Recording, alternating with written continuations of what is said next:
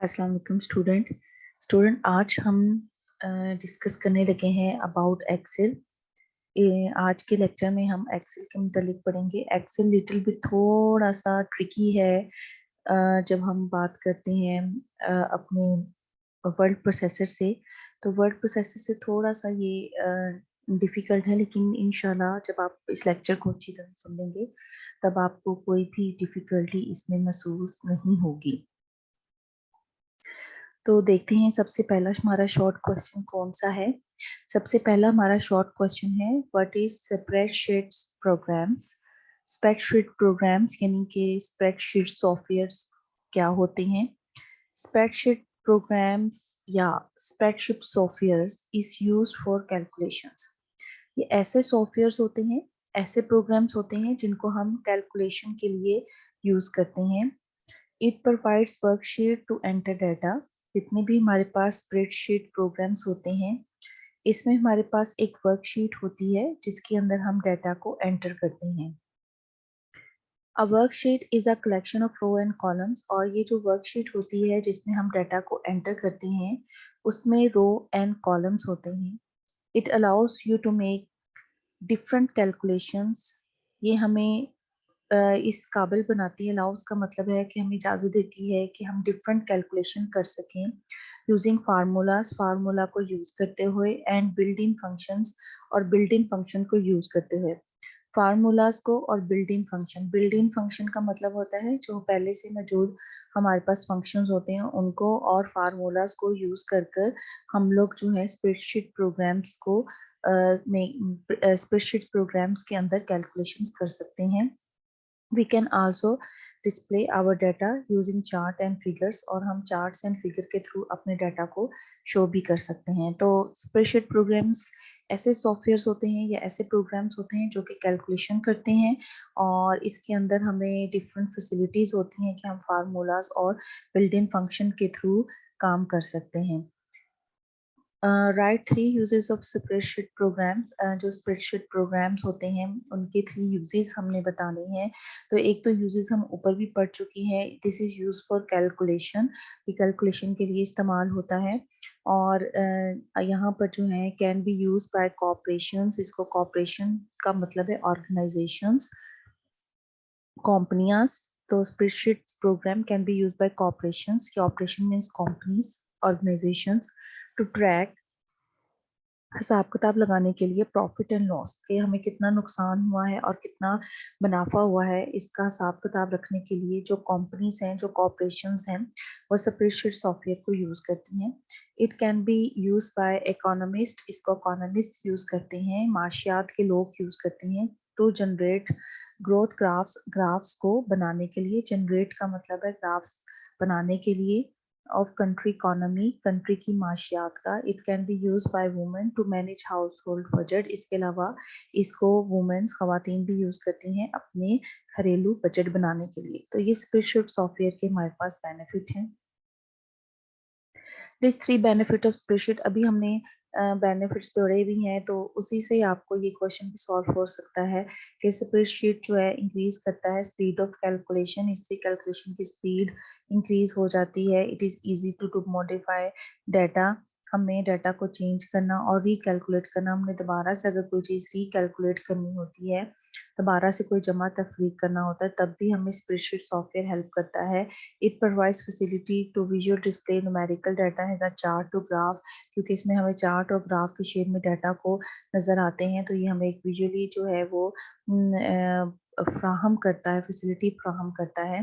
Right any five feature of spreadsheet software. Spreadsheet software के 5 features हमें बताने हैं जो स्प्रेडशीट सॉफ्टवेयर्स होते हैं। इसके जो फीचर्स हैं उसमें हमारे पास ये है कि इसमें हम फार्मूलाज लिख सकते हैं, बिल्ट इन फंक्शन का यूज कर सकते हैं, कमांड्स लिख सकते हैं, मैनिपुलेशन, टेक्स्ट को मैनिपुलेशन कर सकते हैं, यानी टेक्स्ट को भी चेंज या डिलीट कर सकते हैं और प्रिंट कर सकते हैं। तो ये 5 फीचर्स होते हैं स्प्रेडशीट सॉफ्टवेयर्स के। Compare word processor and spreadsheet software. Word processor एक ऐसे सॉफ्टवेयर होते हैं जिसमें हम लिखने का और लेटर्स वगैरह लिखने का काम करते हैं, लेकिन जो स्प्रेडशीट सॉफ्टवेयर होते हैं इसमें हम कैलकुलेशन का काम करते हैं। तो word processor provide the facility to create, word processor हमें प्रोवाइड करता है फैसिलिटी क्रिएट करने के लिए, बनाने के लिए, एडिट करने के लिए डॉक्यूमेंट्स को। लेकिन जो स्प्रेडशीट प्रोग्राम्स हैं प्रोवाइड दी फैसिलिटी, ये हमें फैसिलिटी प्रोवाइड करते हैं कैलकुलेशंस की। Data in word processor is inserted to document whereas data specially inserted in worksheet. जो आपका डाटा होता है वर्ड प्रोसेसर में, वो हम एक डॉक्यूमेंट्स के अंदर, डॉक्यूमेंट व्यू के अंदर लिखते हैं, लेकिन जो स्प्रेडशीट में जो हम डाटा एंटर करते हैं वो वर्कशीट में एंटर करते हैं। ये वर्कशीट क्या होती है स्टूडेंट, अभी मैं आपके आगे जाके आपको बताऊंगी ये वर्कशीट वगैरह क्या होती है। अब देखें, सबसे पहले वो आपसे कह रहा है डिफाइन वर्कशीट। आपने स्प्रेडशीट में ये बताना है कि वर्कशीट क्या होती है। तो worksheet consist of row and columns where user can enter data. तो वर्कशीट क्या होती है, रो एंड कॉलम्स होती हैं जहाँ पे यूजर जो है वो डाटा को एंटर करते हैं। अभी मैं आपको बताती हूँ कि ये वर्कशीट क्या होगी, किस तरह होगी। एक्सप्लेन हैश सिंबल इन कस्टम फॉर्मेट। हैश सिंबल को आपने बताना है कि कस्टम फॉर्मेट के अंदर हैश सिंबल क्या होता है। तो हैश सिंबल को हम यूज करते हैं जब हमने ये बताना हो कि डेसिमल नंबर के आइदर साइड, यानी कि राइट साइड पर या लेफ्ट साइड पर कितने डिजिट डिस्प्ले होंगे।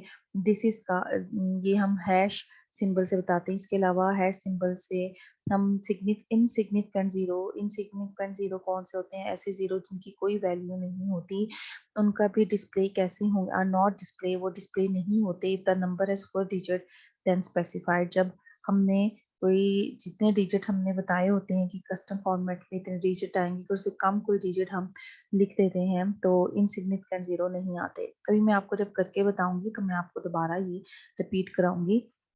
व्हाट इज सेल, सेल क्या होते हैं, cell is the basic unit of enter data in Excel. अब एक्सेल क्या है student, Excel is example of spreadsheet. हम स्प्रेडशीट जैसे कि वर्ड प्रोसेसर की एग्जांपल थी एमएस वर्ड, ठीक है, और इसी तरह अगर स्प्रेडशीट की एग्जांपल है तो वो है एक्सेल, एमएस एक्सेल। तो अब हम देखते हैं कि सेल जो होते हैं वो क्या होते हैं। Cell is the basic unit of MS Excel.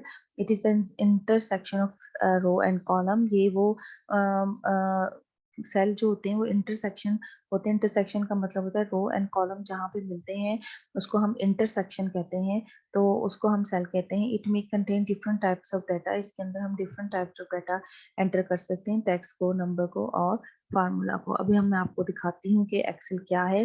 देखें, आपके एक सिस्टम के ऊपर इस तरह एक्स सा बना होगा, तो दिस इज एक्सेल, ये हमारा एक्सेल है, ठीक है।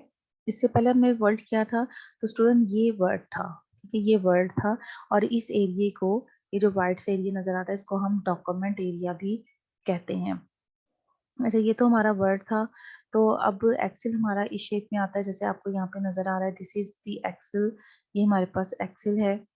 तो अब हम देखते हैं कि एक्सेल में आपको देखें, ये जो चीज नजर आ रही है, दिस इज शीट।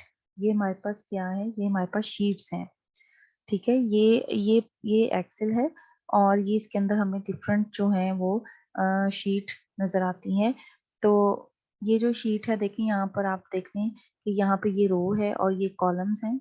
ये देखें, कॉलम्स का नाम उन्होंने Z, D, E, F, G, H, ये कॉलम्स दिए हुए हैं। और और यहाँ पर आप ये देख लें, ये हमें रोज हैं 1 2 3। रोज को जो नेम है वो 1 2 3 से दिया गया है, और जो आपका कॉलम है उसको D, E, F अल्फाबेट से नाम दिए गए हैं। जब हम सेल्स क्या होते हैं, देखें, ये कॉलम और रो से मिलकर ये एक सेल हो गया, ये दूसरा सेल हो गया, ये तीसरा सेल हो गया। और इन सेल को देखें मिलाकर इन सेल से हमारे पास क्या बनता है, इन सेल से हमारे पास जो है वो एक पूरा यानी इन जहाँ पर इंटरसेक्शन होता है रो एंड कॉलम का, देखें ये रो है और ये कॉलम है, इन दोनों के मिलने से ये एक सेल बन गया, ये दूसरा सेल बन गया, तीसरा सेल बन गया, ये चौथा सेल बन गया। तो ये हमारे पास इंटरसेक्शन होता है। तो यही था कि सेल क्या होते हैं। Cell is the basic unit to enter data. यहाँ पर हम, ये बेसिक यूनिट है जहाँ पर एंटर डाटा करते हैं। जब भी मैंने कोई डाटा एंटर करना है एक्सेल के अंदर, ये देखें मैंने 67 एंटर किया, तो ये मैंने एक सेल के अंदर एंटर किया। तो जब भी हम डाटा एंटर करते हैं वो किसी ना किसी सेल के अंदर एंटर करते हैं, तो इसको हम कहते हैं ये हमारे पास बेसिक यूनिट है सेल को एंटर, जहाँ पे हम डाटा को एंटर करते हैं। और वर्कशीट क्या होती है, वर्कशीट जैसे कि मैंने आपको बताया, दिस इज वर्कशीट, ये जो आपको पूरी नजर आ रही है, जहाँ पे आपको पूरे सेल्स नजर आ रहे हैं, दिस इज कॉल्ड वर्कशीट। ठीक है, तो एक जो वर्कशीट होती है उसमें डिफरेंट देखें शीट्स होती हैं, जैसे यहाँ पे शीट 1 है, यहाँ पे शीट 2 है, तो एक वर्कशीट में एक्सेल की एक वर्कशीट में कई शीट्स हो सकती हैं। हर शीट्स के अंदर आपको यहाँ पर ये रो एंड कॉलम से मिलकर सेल नजर आएंगे। दिस इज सेल, ये देखेंगे ये सेल्स हैं और हर सेल का हमारे पास एड्रेस होगा। और एड्रेस कैसे होगा, जैसे ये कॉलम है और ये जो रो है 1, तो A1 जो होगा वो इस सेल का एड्रेस है। अगर मैं इस सेल के एड्रेस की बात करती हूँ तो ये बी और 1 ये इस सेल का एड्रेस है, तो हर सेल का एड्रेस होता है। तो ये जैसे मैंने आपको बताया कि वर्कशीट क्या होती है, ये रो एंड कॉलम्स होते हैं जहाँ पे यूजर डाटा एंटर करते हैं। तो यहाँ पे ये वर्कशीट है, ये रो एंड कॉलम्स पे मुश्तमिल होती है जहाँ पे यूजर जो है एक्सेल के अंदर डाटा जो है वो एंटर करते हैं। दूसरा तो 7 था, what is hash symbol in custom format. हमारे पास जैसे मैंने यहाँ पे 67 लिखा है और यहाँ पे मैं 100 लिख रही हूँ, मैं नंबर एंटर कर रही हूँ। तो जब हम कोई नंबर वगैरह एंटर करते हैं एक्सेल के अंदर तो हम इसके फॉर्मेट भी डिफाइन कर सकते हैं। जैसे कि फॉर एग्जांपल मैं यहाँ पे राइट क्लिक करती हूँ और फॉर्मेट सेल पे जाऊंगी, तो यहाँ पे ये देखें आपको कस्टम फॉर्मेट आपने पूछा हुआ है उन्होंने। तो अगर मैं यहाँ पे एक फॉर्मेट डिफाइन कर देती हूँ, चले मैं एक अपना फॉर्मेट 0000 फॉर्मेट डिफाइन कर देती हूँ। 000 मैंने 40 का एक फॉर्मेट डिफाइन कर दिया। तो अब इस सेल का मैंने एक फॉर्मेट डिफाइन किया हुआ है जो मैंने कस्टम से जाके डिफाइन किया है। तो अगर मैं यहाँ पे देखें मैं 12 एंटर करती हूँ, जब मैं इस पे 12 एंटर करूंगी तो आप ये देखिए यहाँ पे 00112 आ गया है, क्योंकि मैंने इसको यहाँ पे बताया था कि इसके अंदर जो मैंने फॉर्मेट रखा हुआ है वो 40 का रखा है। तो अब क्योंकि मैंने 0 से कम को डिजिट एंटर किया है तो इसलिए यहाँ पे 1 और 2 आ गया। और राइट साइड पे मुझे लेफ्ट साइड पे 2 0 भी नजर आ रहे हैं जो कि इनसिग्निफिकेंट है। चलिए मैं यहाँ पर एक 1 2 3 4 एंटर करती हूँ। अब देखिए मैंने क्योंकि 1 2 3 4 4 ही 0 रखे थे और 4 ही नंबर एंटर किए हैं, तो इसलिए मुझे यहाँ पे कोई 0 नजर नहीं आ रहा। तो ये एक फॉर्मेट डिफाइन कहते हैं। तो हम यहाँ पे डिफरेंट फॉर्मेट डिफाइन कर सकते हैं। तो ये तो मैंने आपको एग्जांपल बता रही हूँ आपको। अब जैसे कि यहाँ पे उसने आपको बताया कि हैश सिंबल क्या है, तो देखिए यहाँ पे मैंने जो फॉर्मेट रखा था इस कॉलम का वो 000 रखा था। यहाँ पे मैं क्या करती हूँ, यहाँ पे मैं फॉर्मेट डिफाइन कर देती हूँ। ठीक है, यहाँ पे मैं कस्टम पे जाती हूँ, यहाँ पे एक फॉर्मेट डिफाइन कर देती हूँ हैश हैश हैश का, यानी मैं हैश हैश का फॉर्मेट डिफाइन कर दी। यहाँ पे देखिए मैंने हैश हैश का फॉर्मेट डिफाइन कर दिया। तो अब मैं यहाँ पे 12 डालती हूँ। देखिए मैं यहाँ पे जब 12 डालूंगी तो देखिए इसने अकेला 12 डाला, जो साइड पे 0 0 है वो नहीं डाले। अगर मैं यहाँ पर अकेला 12 लिखती हूँ तो आप देखें स्टूडेंट यहाँ पे वो राइट साइड पे 0 0 डाल देता है, क्योंकि मैंने इसका फॉर्मेट कुछ और डिफाइन किया है और इसके फॉर्मेट में मैंने हैश सिंबल को यूज किया है। तो जब हम हैश सिंबल को यूज करते हैं तो ये क्या करता है कि जो राइट साइड पे इनसिग्निफिकेंट 0 होते हैं, अगर मैंने कोई डिजिट कम लिखे हैं और राइट साइड पे जो इनसिग्निफिकेंट 0 होते हैं तो वो उनको नहीं आने देता। ये जो 0 0 आपको यहाँ पे 12 से पहले 0 0 नजर आए हैं, ये इनसिग्निफिकेंट 0 होते हैं। इनसिग्निफिकेंट 0 हम उन 0 को कहते हैं जिनकी कोई वैल्यू नहीं होती। जब हम 0 0 का फॉर्मेट यूज करते हैं तो इनसिग्निफिकेंट 0 भी हमें नजर आते हैं, लेकिन जब हम हैश साइन यूज करेंगे तो वो इनसिग्निफिकेंट 0 को जो है वो खत्म कर देगा। तो यहाँ पे यही है कि हैश सिंबल क्यों यूज हो रहे हैं। ये हैश सिंबल हम यूज करते हैं, it determines the number of digit to be displayed on either side of the decimal number. And एक डेसिमल नंबर अगर हम डाल रहे हैं कि कितने जीरो डिस्प्ले होंगे ये बताएगा।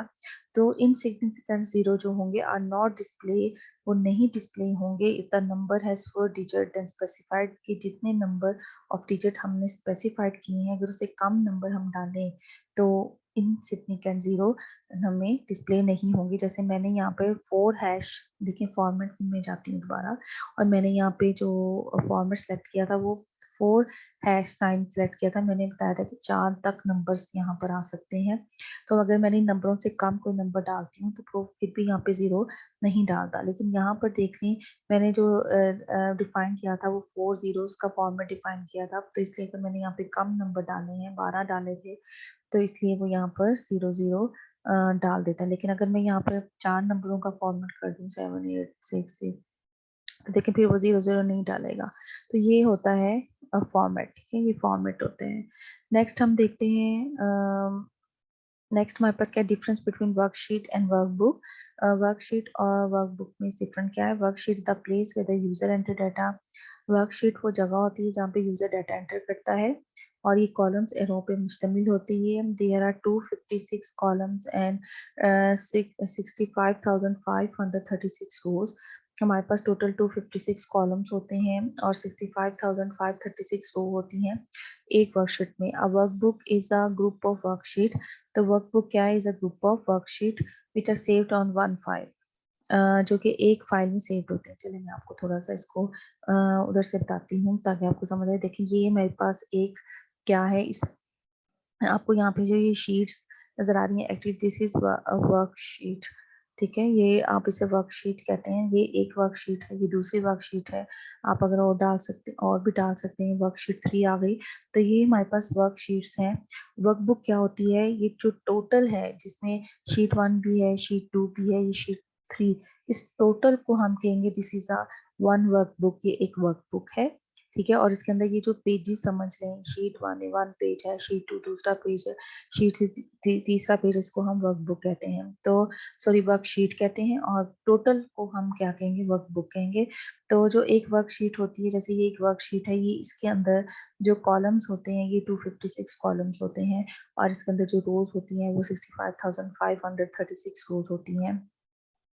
फिर है what do you mean by 3D sheets. The modern spreadsheets are called 3D sheets. जो आजकल आपके पास ये जो स्प्रेडशीट आता है इसको हम 3D शीट्स कहते हैं। इसको हम 3D शीट्स क्यों कहते हैं, it is like a pad of worksheets. ये एक वर्कशीट का पैड है। The data in one worksheet can be use in calculation of other worksheet. एक वर्कशीट का डाटा हम दूसरे वर्कशीट में भी यूज कर लेते हैं, इसलिए हम इसे 3D वर्कशीट कहते हैं। How are rows and column identify in Excel. हम एक्सेल के अंदर रो एंड कॉलम्स को कैसे शिनाख्त करते हैं। There the rows are identified numbers and columns are identified by cells. अगर आप देखें कि अगर मैंने आपको पहले भी बताया था, ये हमारे पास कॉलम्स हैं। कॉलम्स को हम अल्फाबेट से, लेटर से शो कर रहे हैं। देखें ABCDEFGH, ये कॉलम्स, हर कॉलम के हमारे पास यहाँ पर नाम है जो कि लेटर्स में है, और हर रो का भी हमारे पास कोई आइडेंटिफिकेशन नंबर है जो कि हम शो कर रहे हैं किससे, 1 2 3 4 5 6 नंबर से। तो यही है कि इस एक्सेल के अंदर जो रोज हैं वो नंबर से आइडेंटिफाई होते हैं और कॉलम्स जो हैं वो लेटर से आइडेंटिफाई होते हैं। नेक्स्ट है व्हाट इज सेल। एक्सेल के अंदर सेल किसको कहते हैं, a cell is the intersection of row and column. Cell एक इंटरसेक्शन होता है। इंटरसेक्शन का मतलब है जहाँ पे कॉलम और रो आपस में मिलती हैं तो उसको हम एक सेल कहते हैं। तो this is called cell. Next हमारे पास how is cell identified worksheet. एक सेल को हम कैसे आइडेंटिफाई करते हैं। A cell is identified in the worksheet with columns, letter and row number. एक सेल को हम शनाख्त करते हैं, आइडेंटिफाई करते हैं उसकी कॉलम लेटर से और रो नंबर से। जैसा कि example A5 refer to. A5 अगर एक सेल का एड्रेस है तो उसका क्या मतलब होता है, A is the column and 5 is the row. Name to state of cell in worksheet. Worksheet के अंदर दो स्टेट्स, सेल्स की दो स्टेट्स हो सकती हैं, एक एक्टिव हो सकती है और एक पैसिव हो सकती है। एक्टिव और पैसिव क्या होता है अभी हम देखते हैं। Active cell is the cell in which data is enter. जिस सेल में हम डाटा एंटर कर रहे होंगे या जिस सेल को हम एडिट कर रहे होंगे यानी उसमें चेंजेस कर रहे होंगे एक टाइम में, उसको हम एक्टिव सेल कहते हैं। और जो दूसरे सेल होंगे जो सिलेक्टेड नहीं होते, ठीक है, उनको हम क्या कहते हैं, पैसिव सेल कहते हैं।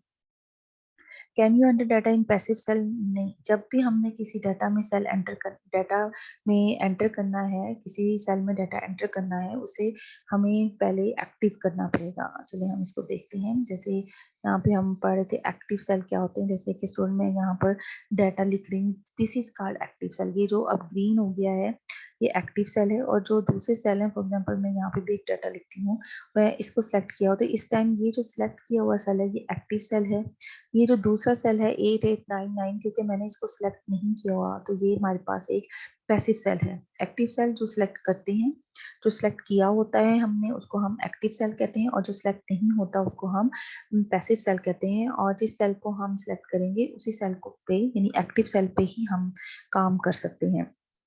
नेक्स्ट यहाँ पे आपको यहाँ पे उसमें बताया हम एक जब एक एक्सेल के अंदर हम एक कैसे आइडेंटिफाई करेंगे वर्कशीट में कि सेल को कैसे आइडेंटिफाई करेंगे। तो जैसे मैंने आपको बताया था कि हर सेल का कोई ना कोई नंबर होता है और वो नंबर कॉलम और रो से मिलकर बनता है। जैसे कि इसका B2 है तो B का मतलब क्या है, B का मतलब ये होगा कि B कॉलम है और 2 रो में है।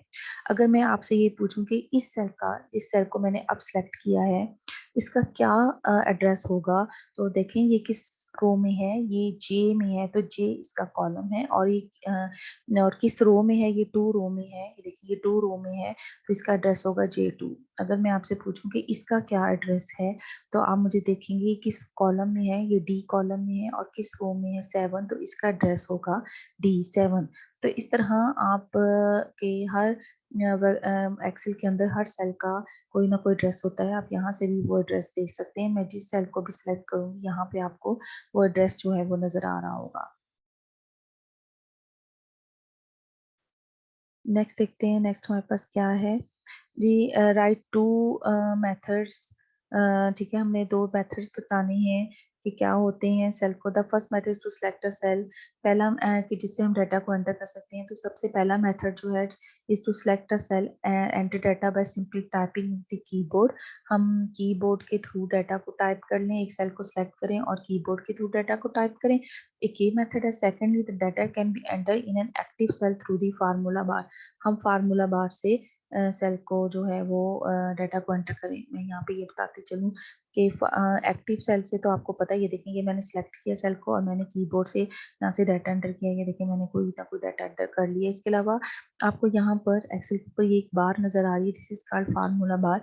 हम यहाँ से भी देखिए, मैं यहाँ पे कोई डाटा लिखती हूँ तो अब वो डाटा भी आपको सेल पे नजर आ रहा होगा। तो हम 2 जगहों से डाटा जो है वो एंटर कर सकते हैं। इस फार्मूला बार के ऊपर लिख के भी डाटा एंटर कर सकते हैं, या जिस सेल को हमने सेलेक्ट करना है उस सेल को सेलेक्ट कर कर कीबोर्ड के थ्रू डाटा एंटर कर सकते हैं।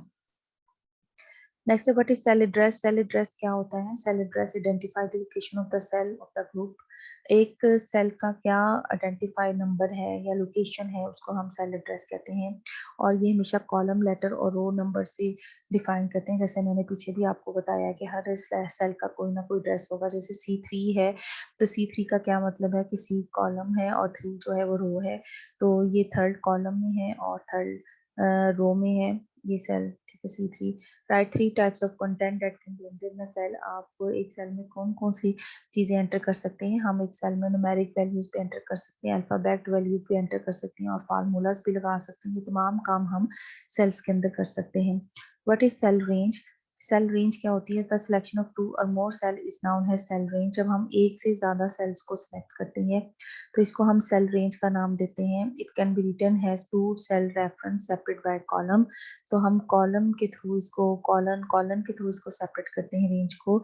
और it tells Excel to include the cell from starting cell to ending cell. Actually cell range हमें बता रहा होता है कि हमने किन किन सेल्स को जो है वो सिलेक्ट किया। जैसे मैं अगर B2 से E9 करूँ तो इसका क्या मतलब है कि B2 सेल से लेके E9 तक के जितने भी सेल्स हैं उन सबको मैंने सिलेक्ट कर लिया है। अभी मैं आपको सेल रेंज को दोबारा एक्सप्लेन करूंगी जब मैं आपको फार्मूला लिखवाऊंगी, क्योंकि उस पर ये पॉइंट जो है ये दोबारा क्लियर हो जाएगा आपका। What is the use of formula bar? Formula bar का क्या यूज होता है? The formula bar display the value formula use in active cell.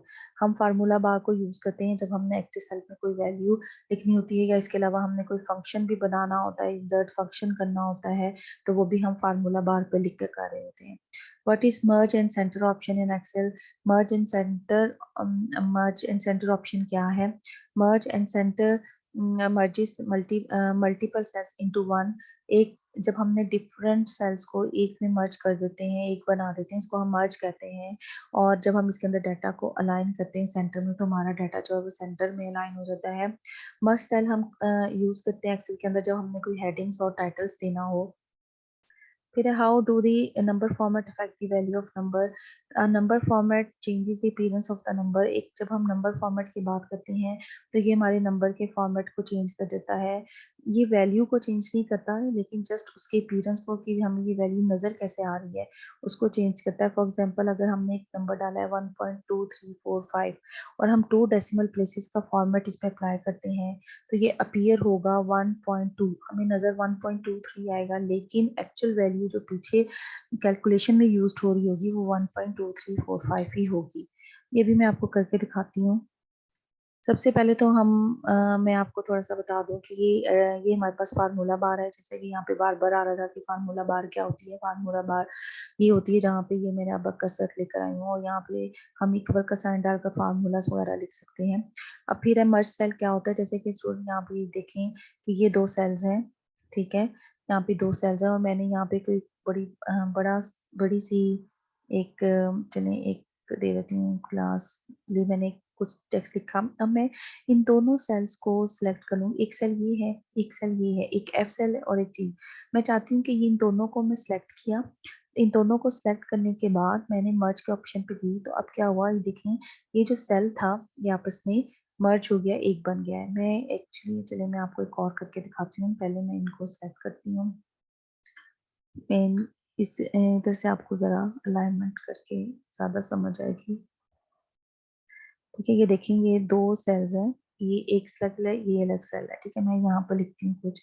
और अब मैं चाहती हूँ कि ये दोनों सेल, ये वाला सेल और ये वाला सेल आपस में मर्ज हो जाए, एक बन जाए। मैं इन दोनों को सिलेक्ट करूंगी, मर्ज और सेंटर पे क्लिक करूंगी। जब मर्ज एंड सेंटर करूंगी आप ये देखेंगे सेल एक, दोनों सेल एक बन गए, एक में मर्ज हो गए और जो डाटा था वो सेंटर अलाइन हो गया। तो इसको हम मर्ज एंड सेंटर अलाइन ऑप्शन कहते हैं डाटा के अंदर। नेक्स्ट है हमारे पास था how do you number format effect. Number format कैसे इफेक्ट करता है। चलिए यहाँ पर मैं एक 1.3456 मैंने एक नंबर एंटर किया। मैं राइट क्लिक करती हूँ, फॉर्मेट के अंदर जाती हूँ, यहाँ पे नंबर फॉर्मेट में जाती हूँ। यहाँ पे नंबर्स को मैं चूज कर लेती हूँ। मैं यहाँ पे 2 डेसिमल स्पेस को चूज कर लेती हूँ और ओके करती हूँ। तो देखें जो मैंने लिखा था वह मैंने लिखा था एक्चुअली 1.3456, लेकिन अब मुझे जो डिस्प्ले में नजर आ रहा है वो 1.35 नजर आ रहा है, क्योंकि मैंने 2 डेसिमल स्पेसिस को चूज कर लिया कि पॉइंट के बाद मुझे सिर्फ 2 डिजिट्स नजर आए। तो ये नंबर फॉर्मेट होता है कि आप कोई भी नंबर फॉर्मेट जो है यहाँ से चूज कर सकते हैं। नेक्स्ट है कि नंबर फॉर्मेट, ये मैंने आपको बता दिया था। उसके बाद what is relative reference in worksheet. Relative reference क्या होता है वर्कशीट के अंदर। अब ये वाला पॉइंट स्टूडेंट बहुत बहुत ज़्यादा इंपॉर्टेंट है। इसको आपने बहुत अच्छे तरीके से समझना है कि रिलेटिव रेफरेंस क्या होता है, एब्सोल्यूट रेफरेंस क्या होता है। ये बहुत इंपॉर्टेंट शॉर्ट क्वेश्चन है। रिलेटिव रेफरेंस क्या है, referencing cell by their column and rows. जब हम एक वर्कशीट के अंदर कोई रेफरेंसेस, सेल का मतलब है हम किसी सेल को कॉल करते हैं उसके कॉलम और रो के नेम से। जैसे A1 था तो इसको हम रिलेटिव रेफरेंसेस कहते हैं। जब हम किसी फार्मूला के अंदर रिलेटिव रेफरेंस को यूज करते हैं और इसको कॉपी करते हैं एक सेल से अनदर, तो ऑटोमेटिकली जो सेल एड्रेस है वो उस रिलेटिव रेफरेंस के मुताबिक ऑटोमेटिकली चेंज हो जाता है। ठीक है, ये चीज अभी आपको समझ नहीं आ रही होगी तो अभी मैं प्रैक्टिकल करके आपको समझाऊंगी, तब आपको समझ आएगी। फिलहाल अपने माइंड में रखेंगे रेफरेंसिंग सेल क्या होता है। जब रिलेटिव रेफरेंस क्या होता है, referencing cell by their column and row label. जब हम एक सेल को रेफर करते हैं, कॉल करते हैं, बुलाते हैं या उस पर काम करते हैं उसके रो एंड कॉलम के लेबल के साथ। जैसे A1 जो है वो रो एंड कॉलम का लेबल है, इसको हम रिलेटिव रेफरेंस कहते हैं। If a formula containing relative reference, अगर हम एक फार्मूला लिखते हैं और उसमें रिलेटिव रेफरेंस होता है और उसको हम कॉपी करते हैं वन सेल से दूसरे सेल में, तो एक्सेल ऑटोमेटिकली चेंजेस कर देता है सेल एड्रेस को relative to the new cell address से। फिर है what is absolute reference. Absolute reference क्या होता है, absolute reference is the cell reference in formula that does not change, जो चेंज नहीं होता when it is copy to another cell. जब हम इसे कॉपी करते हैं एक सेल से दूसरे सेल के अंदर तो ये चेंज नहीं करता अपने एड्रेस को, ये सेम ही रहता है, इसलिए हम इसे एब्सोल्यूट रेफरेंस कहते हैं। जब हम रिलेटिव रेफरेंस की बात करते हैं तो यहाँ पे जब हम फार्मूला को कॉपी करते हैं एक एड्रेस से दूसरे सेल पे तो वो चेंज हो जाता है उसका एड्रेस सेंस का, लेकिन यहाँ पे चेंज नहीं होता। तो absolute reference specified in the formula by using dollar sign, और हम डॉलर साइन को यूज करेंगे जब भी हमने किसी भी शीट में एब्सोल्यूट रेफरेंसेस को यूज करना है। Then we have to use absolute reference. अभी मैं आपको इसका प्रैक्टिकल करके दिखाती हूँ रिलेटिव रेफरेंस का भी, लेकिन मैं आगे भी एमसीक्यूज पढ़ लूँ क्योंकि वो भी रिलेटिव और एब्सोल्यूट रेफरेंस से भी हैं। यहाँ से उसने आपको डिफरेंस पूछा है, what is difference between absolute reference. तो the main difference is that if the formula containing relative reference, main difference यही है कि अगर फार्मूला हो, हम कोई फार्मूला लिखते हैं और उसमें रिलेटिव रेफरेंस होता है और उसे कॉपी करते हैं टू अनदर सेल, तो एक्सेल जो है वो एड्रेस को चेंज कर देता है अगर रिलेटिव एड्रेसिंग होती है। लेकिन अगर एब्सोल्यूट एड्रेसिंग होती है तो आपका एक्सेल उस एड्रेस को चेंज नहीं करता। How is the absolute address entered? हम एब्सोल्यूट एड्रेस को कैसे लिखते हैं? जब भी हम किसी फार्मूला में हमने एब्सोल्यूट एड्रेस को यूज करना है तो हम डॉलर साइन को यूज करेंगे, डॉलर साइन को। उसके बाद पूछा हुआ है फार्मूला कैसे हम लिखते हैं। फार्मूला क्या है? Formula perform calculation. फार्मूला जो हम लगाते हैं, हम कैलकुलेशन के लिए लगाते हैं सेल्स के अंदर। Formula begins with equal science, और फार्मूला हमेशा इक्वल साइन से यूज होता है। अब हम जरा इसका प्रैक्टिकल करते हैं ताकि आपको ये चीज अच्छी तरीके से समझ आए। तो जैसे यहाँ पर मैंने एक लिखा हुआ है, यहाँ पर मैंने क्या लिखा हुआ है जनाब, मैंने यहाँ पे लिखा हुआ है कि price quantity total price, price with tax की मैंने कैलकुलेशन करनी है। मेरे पास ये प्राइसेस हैं डिफरेंट चीज़ों की, ये मैंने अपने पास से लिख दी हैं जस्ट आपको समझाने के लिए। मेरे पास एक प्राइसेस हैं, ये क्वांटिटी है उन चीज़ों की। अब मैंने टोटल करना है। जब मैंने टोटल करना है तो मैं यहाँ पर फार्मूला लिखूंगी। फार्मूला कैसे लिखूंगी? मैं उसको सिलेक्ट कर लूंगी, फार्मूला बार पे जाऊंगी और इक्वल का साइन यूज करूंगी। जैसे मैंने आपको बताया, जब भी आपने एक्सेल में फार्मूला लिखना होता है आप इक्वल का साइन यूज करते हैं। उसके बाद आपने ये फार्मूला किन किन किस किस डाटा पे आपने करना है, मैं यहाँ से सिलेक्ट कर लेती हूँ। देखिए मैंने लिखा B4, यानी B4 के अंदर जो डाटा पड़ा हुआ है उसको लें, और B4 के अंदर जो डाटा पड़ा उसको लेना है और मल्टीप्लाई करना है जितनी मैंने क्वांटिटी यूज की, यानी जो C4 के अंदर डाटा पड़ा है उसको मल्टीप्लाई करना है। अब मैं देखें करती हूँ तो देखिए उसने ऑटोमेटिकली उसको 24 कर दिया है। अब ये मैंने सिर्फ एक फार्मूला लिखा है और यहाँ पे आप देख लें कि मैंने इक्वल साइन यूज किया है, B4 यूज किया है और मल्टीप्लाई का सिंबल यूज किया S4, लेकिन यहाँ पे मैंने डॉलर साइन यूज नहीं किया। तो इसका मतलब ये मैंने एक जो फार्मूला लिखा है ये मैंने रिलेटिव रेफरेंस में लिखा है। और अगर आप देखें रिलेटिव रेफरेंस के अंदर, मैंने रिलेटिव रेफरेंस में क्या है, मैं B4 C4 लेबल्स यूज कर रही हूँ जो सेल्स के हैं। और अब आप देखेंगे जब मैं इसको कॉपी करूंगी, देखेंगे मेरा फार्मूला जो था, अब आपने, मैं सारों पे अब फार्मूला खुद से बार बार टाइप नहीं करूंगी बल्कि मैं इसको ड्रैग कर दूंगी। ये देखें जैसे ही मैं पकड़ के इसको ड्रैग कर रही हूँ, देखिए वो ऑटोमेटिकली उसने क्या किया है, सारी कैलकुलेशन करनी है। और देखिए पहला जो टोटल प्राइस का जो ये सेल था इसका फार्मूला था B4 मल्टीप्लाई C4। जब मैं नेक्स्ट पे जाती हूँ तो इसका फार्मूला ऑटोमेटिकली चेंज हो गया, B5 सेल C5।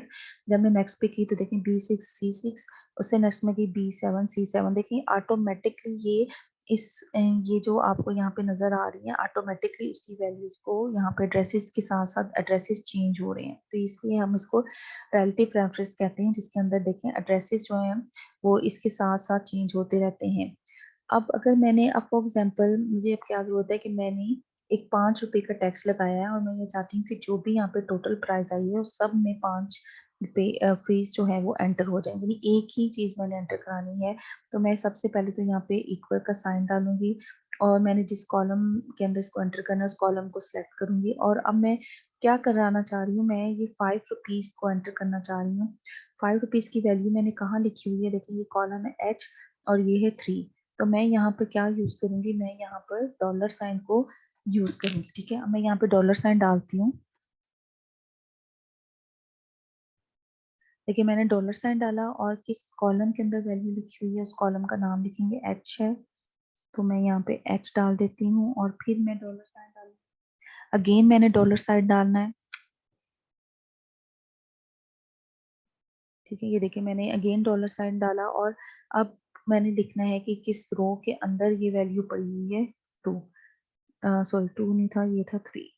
देखें अब उसने एब्सोल्यूट रेफरेंस में क्या किया है कि मैंने जो वैल्यू थी 5, क्योंकि मैंने 5 वैल्यू लिखी कहाँ हुई थी, 5 वैल्यू मैंने लिखी हुई थी H3 के सेल में, तो मैंने उसको एब्सोल्यूट बनाना है। एब्सोल्यूट का मतलब है कि मैं आगे जो भी मेरी वैल्यूज आए हैं D4 के अंदर जो भी वैल्यूज हैं उसके अंदर 5 5 जो है वो एंटर कर दें। 5 की अमाउंट एंटर कर दी तो मैंने इसको एब्सोल्यूट बना दिया। एब्सोल्यूट के लिए हमने डॉलर साइन यूज़ किया। अब आप देखें कि उसने ऑटोमेटिकली इसमें एंटर कर दिया है 5, और अब मैं इसको ड्रैग करती हूँ। ये ड्रैग करना होता है, देखें उसने ऑटोमेटिकली ड्रैग किया। लेकिन अगर आप गौर करें, जब मैं दूसरे वो में जाती हूँ तो ये डॉलर साइन एस, देखें dollar sign H, dollar sign 3 ही रहा। फिर मैं तीसरे में जाती हूँ, ठीक है, मैं तीसरे में गई।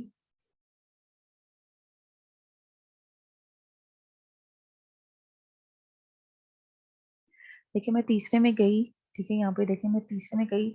यहाँ पे देखें फिर उसने S H, dollar sign H, dollar sign 3, उसने ये चीज़ चेंज नहीं की। अगर आप रिलेटिव प्रेफरेंस में देखें तो ये देखें यहाँ पे B5 C5 था, यहाँ पर B6 3 6 था, वो चेंजेस हो रही हैं। लेकिन यहाँ पे देख लें कि आप C H, sorry, dollar sign H, dollar sign 3 हर कॉलम में सेम ही रहा। ये D6 और यहाँ पे ये D5 था, क्योंकि ये इसकी वैल्यूज को उठा रहा था, ये चेंज होती हैं। लेकिन जो एब्सोल्यूट फार्मूला है वो ये है, वो चेंज नहीं हो रहा। तो ये डिफरेंस होता है एब्सोल्यूट रेफरेंस में और हमारे पास रिलेटिव रेफरेंस में। कि रिलेटिव रेफरेंस में जब हम एक वैल्यू को कॉपी करते हैं दूसरी सेल के अंदर, तो वो साथ में सेल एड्रेस भी चेंज हो रहा है, लेकिन यहाँ पर सेल एड्रेस चेंज नहीं हो रहा।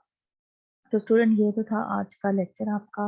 उम्मीद करती हूँ कि आपको अच्छे तरीके से सारे कॉन्सेप्ट समझ में आए होंगे। एब्सोल्यूट रेफरेंसेस को भी अच्छे तरीके से आप लोग अंडरस्टैंड करें, ताकि आपको अच्छे तरीके से जो है ये समझ आए।